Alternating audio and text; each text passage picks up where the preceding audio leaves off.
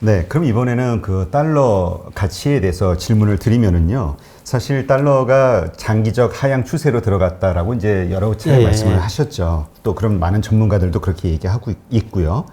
근데 이제 요즘 잠깐 반등을 보이는 듯하기도 한데 이러한 것들이 그 어떻게 좀 이해를 해야 될까요? 좀 이제 이 지금 정도에서는 뭔가 좀 바닥을 찍은 걸로 하고 좀 반등이 있을까요? 아니면 계속 미끄러질까요?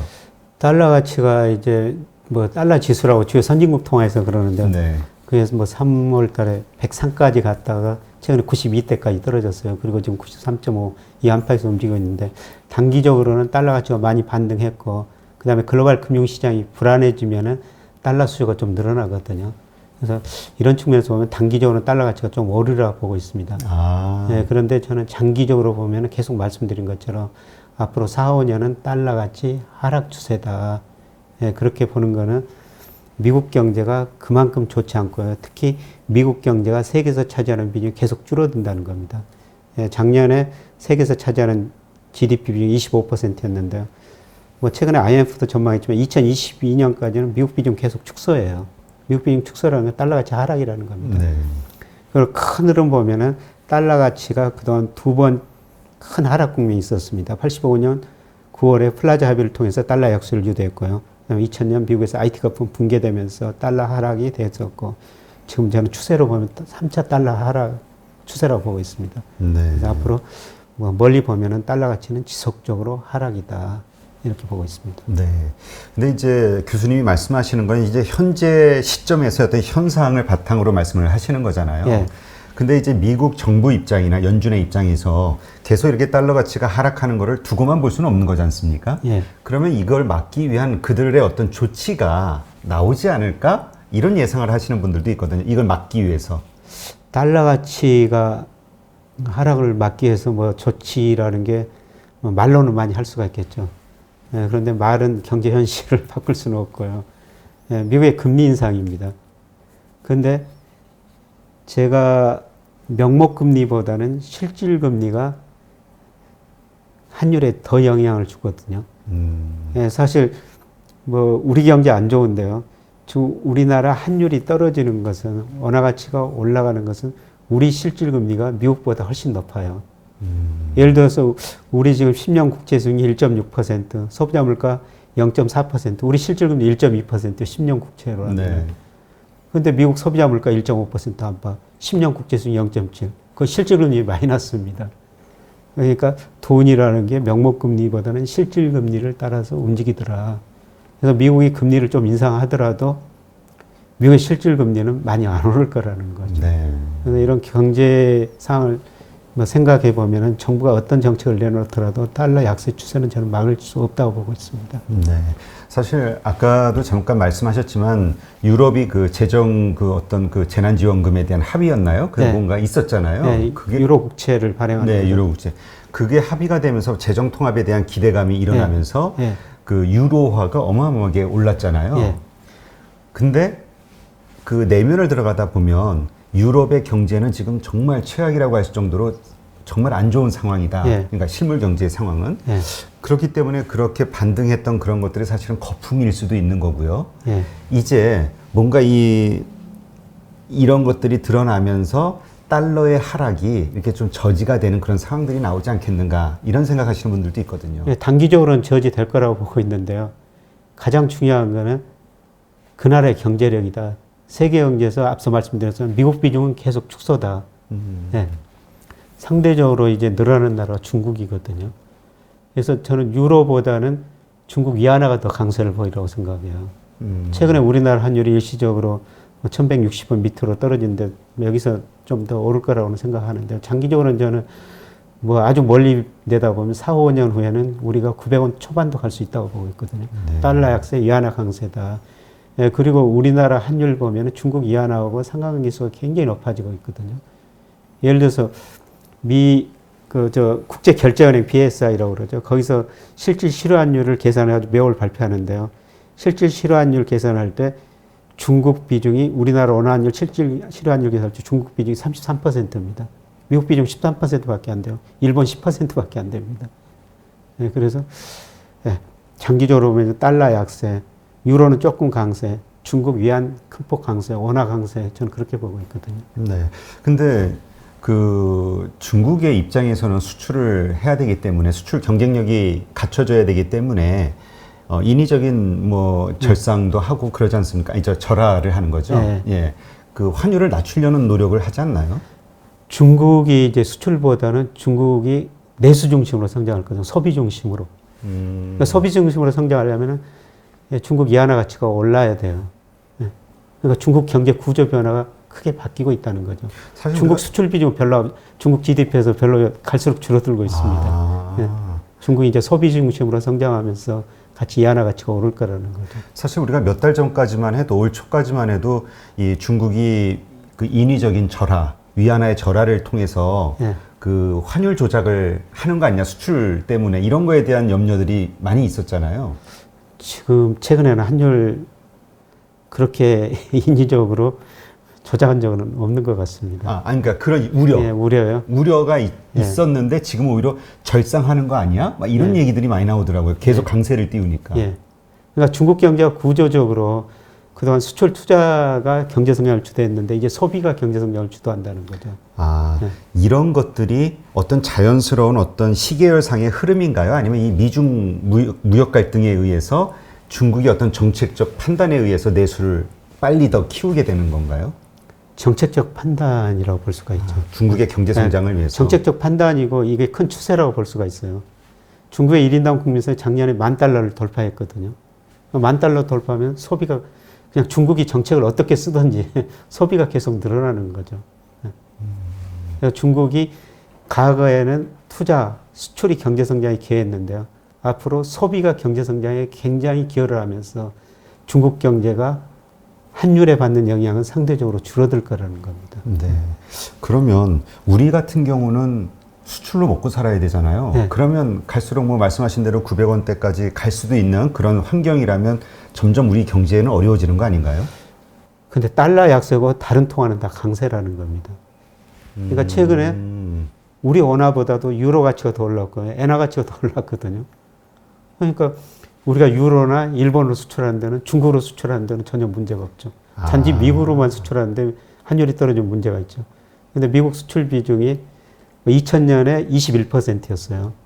예, 그리고 2008년에 한 10%까지 떨어져서 지금 14% 안팎인데 저는 미국 비중 앞으로 계속 축소라고 보고 있어요.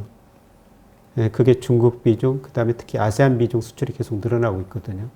그 환율은 우리나라 원화하고 크게 변동이 없을 거라는 거죠. 그렇군요. 그러니까 근데 맞아요. 그 말씀하시니까 이렇게 이야기하시는 분들도 있더라고요. 그러니까 달러 약세에 대해서 이제 말씀을 하셨는데 뭐 돈을 많이 찍어내기 때문에 달러가 약세가 될 것이다. 근데 이건 미국만의 문제가 아니라 모든 나라들이 지금 다 돈을 많이 찍어내고 있잖아요. 그러니까 미국의 경쟁력만 줄어드는 게 아니라 모든 나라들의 경쟁력이 작아지고 있기 때문에 결국은 쌤쌤 아니냐 이런 얘기도 있거든요. 그러니까 상대적으로 누가 돈을 많이 푸느냐. 상대적으로 미국을 따라잡을 수는 없죠.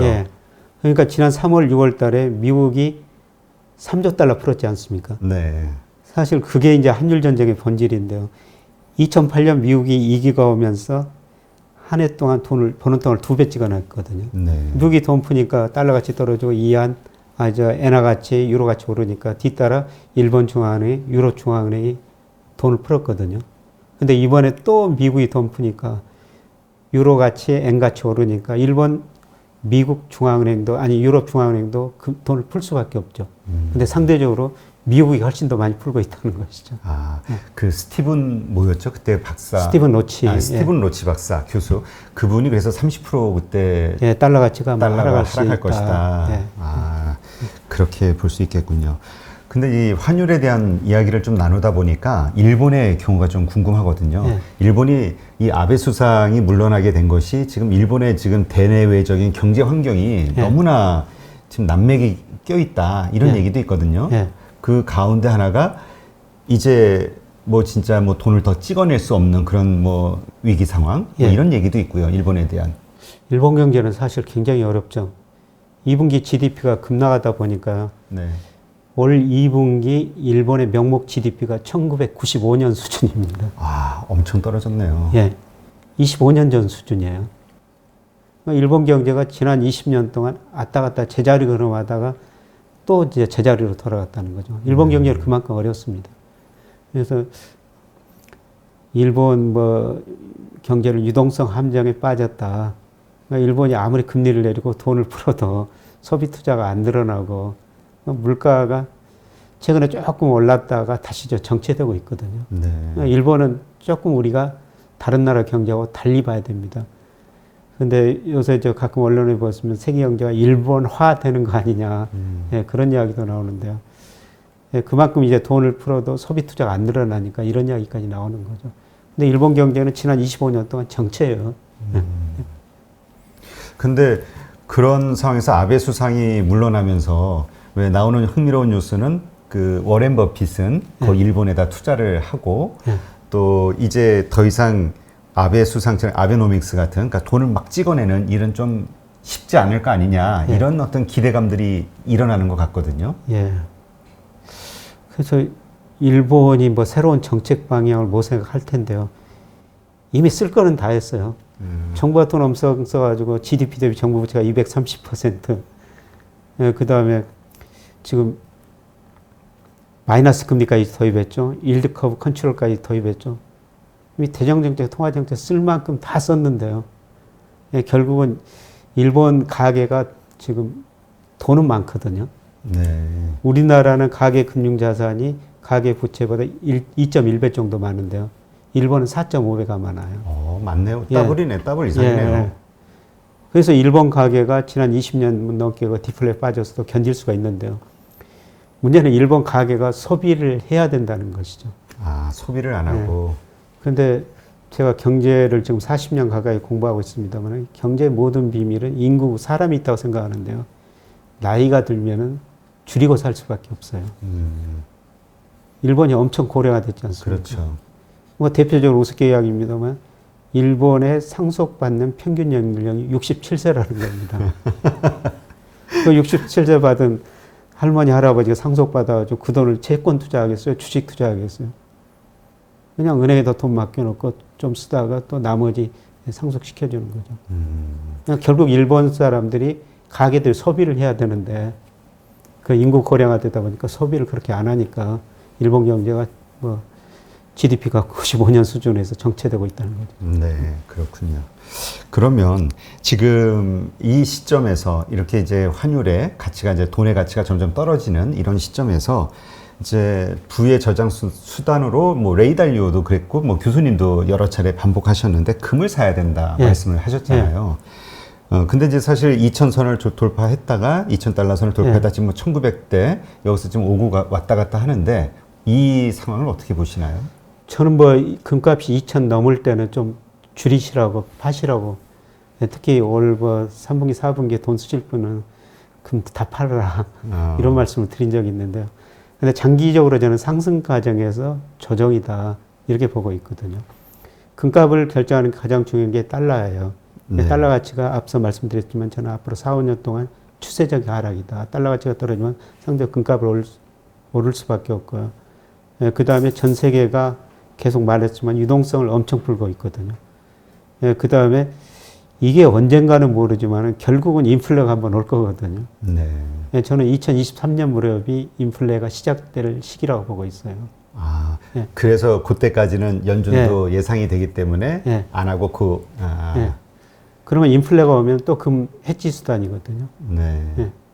그때까지는 저는 금을 계속 보유하시는 게 장기적으로 보면 좋을 것 같다. 지금 뭐 온스당 뭐 장중에 1,900달러도 밑으로 떨어지고 그러던데요. 그냥 서서히 금은 늘려가는 시기라고 보고 있습니다. 네. 그때 교수님이 말씀하신 거는 3차 상승기에 지금 1차 정도. 예, 1차 정도. 예. 이렇게 말씀하신 앞으로 2차, 거죠. 3차가 남아있다고 지금 보고 있습니다. 근데 이제 모든 것이 그냥 일직선으로 가는 게 아니라 올라내리라 이러면서. 모든 경제 변수가 일직선으로 올라가는 게 아니라 장기적으로 추세는 상승하지만은 추세 2로 갔다가 밑으로 갔다가 이런 사이클이 있거든요. 네. 근데 금값도 지금 추세 2로 갔다가 좀 단기적으로는 추세 밑으로 가는 국면이다. 근데 추세는 아직 꺾이지 않았기 때문에 계속 이 추세 밑에 있을 때 비중을 늘려가야 된다. 이렇게 말씀드리고 싶습니다. 네, 그렇군요.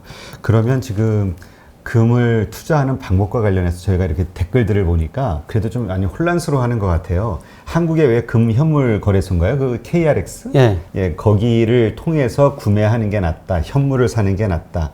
국내 ETF, 뭐 미국 ETF 의견이 분분하거든요. 그거는 뭐 수수료까지 모든 걸 다 따지고요. 거래 비용까지 따져야 거래 되는데 비용까지. 뭐 저 같은 경우는 가장 편한 게 그냥 금 ETF거든요. 국내. 예, 국내 ETF. 한 배짜리도 있고 두 배짜리도 있고. 미국 ETF를 사면은 아마 국내 ETF도 환율이 어느 정도 반영될 텐데 환율까지 같이 고려를 해야 되거든요. 네. 가장 편한 게 저는 국내 ETF가 아닌가. 그런데 아직까지 이게 거래량이 그렇게 많지는 않습니다. 아, 그래요? 예, 그래서 돈 많으신 분들은 쉽게 사고 팔기는 쉽지 않을 텐데요. 그래서 그래서- 미국을 찾는 분들이 많은 것 같아요. 거기 예, 거래량이 크니까. 거래량이 크니까요. 그래서 우리나라도 그런 ETF들이 계속 저는 거래량이 앞으로 늘어날 것이다. 예, 저- KRX는 어떻게 보세요?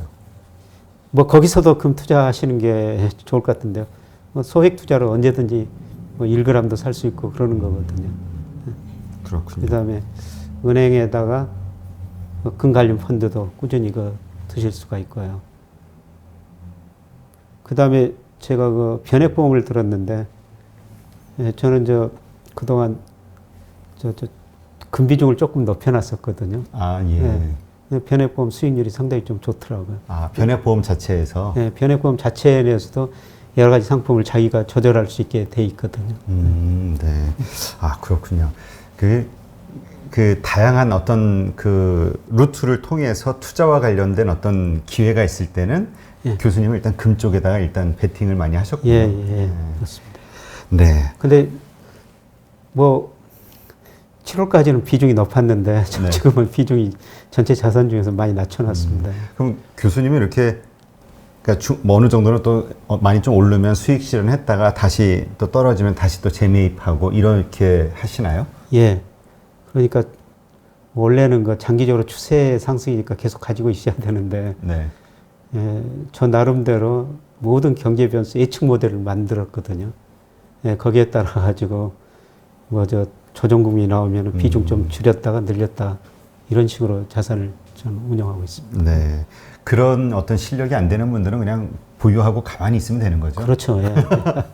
교수님처럼 그런데 조금 공부하시면 다 아. 사이클을 어느 정도 따라가실 수 있습니다. 교수님한테 그 모델로 그 매수 매도 타이밍 좀 배워야 되겠는데요. 네. 아, 예. 이렇게 해서 오늘도 김영익 교수님과 함께 세계 여러 가지 글로벌 금융과 경제 상황들을 하나하나 점검해보는 그런 시간을 가졌습니다. 하여튼 뭐 교수님 뵐 때마다 머릿속에 뭐가 차여지는 느낌이 들어서 아주 기분이 좋습니다. 아닙니다. 그렇게 말씀해 주셔가지고 여기 정말 다른 훌륭한 분들 많이 나오셔가지고 좋은 말씀 해주시던데. 아유, 우리 교수님도 가장 훌륭한 분 중에 한 아닙니다. 분인데요. 네, 네, 오늘도 이렇게 김영익 교수님과 함께 함께했고요. 오늘 이렇게 나와주셔서 감사드립니다. 예, 고맙습니다. 고맙습니다.